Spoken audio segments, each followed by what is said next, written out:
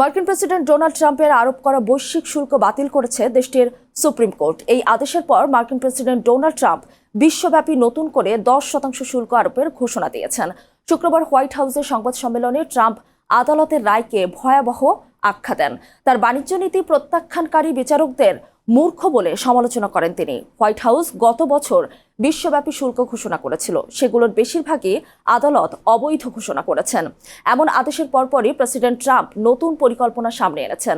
বিচারকদের বেঞ্চে 6-3 ভোটে রায় দেয়। প্রেসিডেন্ট তার ক্ষমতার অপব্যবহার করেছেন।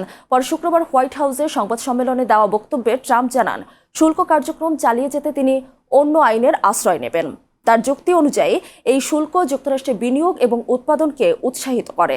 2025 সালের জানুয়ারিতে দ্বিতীয় মেয়াদে প্রেসিডেন্টের দায়িত্ব নেওয়ার পর জরুরি অর্থনৈতিক ক্ষমতার নজিরবিহীন ব্যবহার করেন ট্রাম্প। যুক্তরাষ্ট্রের প্রায় সব বাণিজ্যিক অংশীদারের উপর নতুন করে শুল্ক আরোপ করেন তিনি।